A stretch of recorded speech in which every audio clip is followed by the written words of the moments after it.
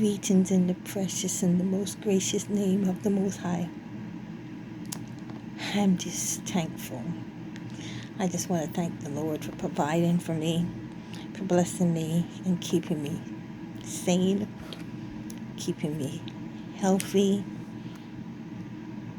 and keeping me here. As a mother and a grandmother, my priority has always been my children and my grandchildren. And this COVID pandemic, this season brought out so much hatred for me from them. There's that wonderful daughter who has forbidden her children to speak to me in any form of media, telephone. Basically, I don't exist to them. And I mean, a lot of horrible things were said and done in this place. I used to be able to call it home. Now I can't even call it house. It's been so much destruction went on here. And I just bless the Lord for allowing me to still be here. But this week alone, I've been in so much pain. And I want to thank Shanice and Leona for stepping up and really showing me that there's some form of difference. Now I know for sure, and I could understand what Denzel goes through to be here for me. And he must really love me to do that, because if my children don't even give a care to take a few seconds to make sure that I got water to drink, thank God for Shanice. I know it's extremely difficult for her because this has got to be a really, really fragile moment, given all that she has experienced in this year alone. And I want to thank God for her healing and ask Him to touch her and heal her in many, many ways.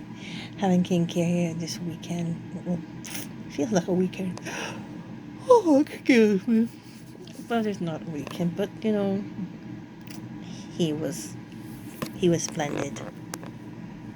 I'm 50 years old, and this week, all of the things that I encountered in this week, being hungry, can't move, having to hop around, and the more I hop, the more pain found me. And the doctors are telling me, oh, rest this, rest that, take this, take that, but just that does not work. It takes a whole lot of something more. And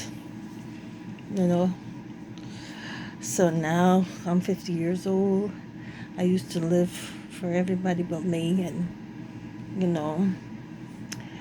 I really wanted not to be here because it's so hard to be hungry and thirsty and scared and in pain and alone, being ignored.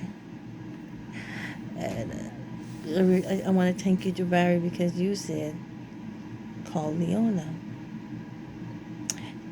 The hate that she has for you is outweighed by the love that she has for you. Call her. Jabari, you're such a wonderful person. And I don't know if I was anywhere near you, I would never be suffering like this. Good God. He's gonna make a way where there seems to be no way.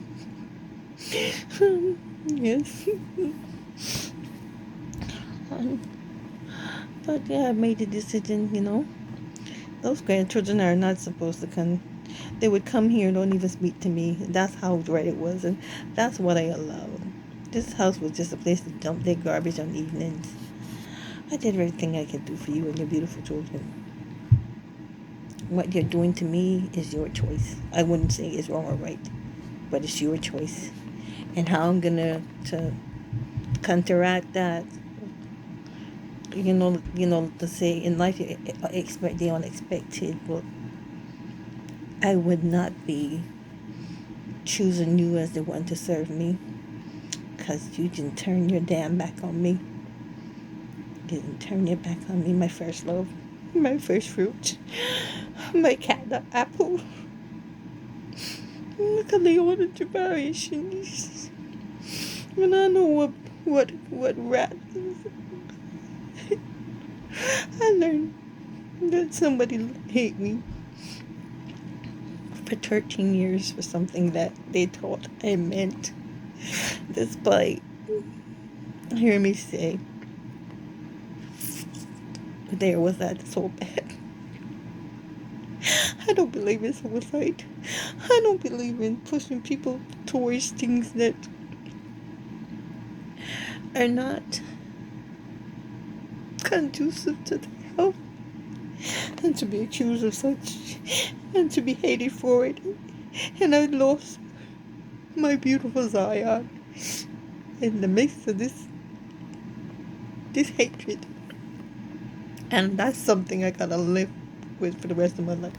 So for the grandkids who, the alligators who destroyed my house, and I'm yet to pick up the pieces. I'm not even healthy enough to get that done. I would make sure that I live a life that I deserve. And I'm just thankful. I just want to make this. I got a kidney transplant coming up, and I really don't even want it, because I don't see any sense of putting myself through all of that trauma.